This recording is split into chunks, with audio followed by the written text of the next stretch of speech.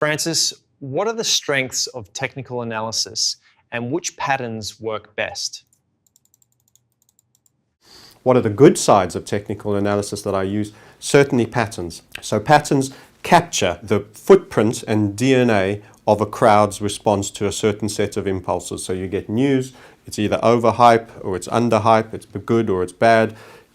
Patterns continue to form, and people's human reaction to those patterns are generically always the same. It's quite incredible, that, for me.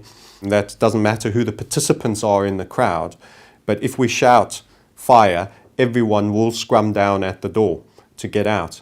The fact that if we all jumped into two orderly queues and just rifled through the door, we could empty the cinema a lot quicker, does not change that people's emotional and psychological response will be wrong. And it doesn't matter if they're nuclear scientists and brain surgeons in the crowd. The emotional response and the psychological responses will be the same. And I often use in my trading, if you've ever seen a shark, we have the big sardine run in South Africa. If you've ever seen a shark going through a shoal of fish, it doesn't matter who the individual participants of that fish are, they create this lovely 2.5 meter tunnel around him.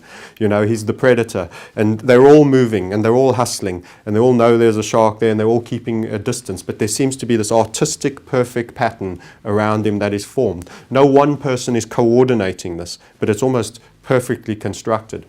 And this is the effect of crowd and an impulse, an effect, a danger or an opportunity. And we get this repeating time and time again. So patterns have a high probability of occurring.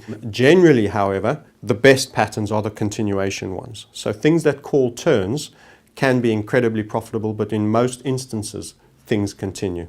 So I place a greatest emphasis on continuation.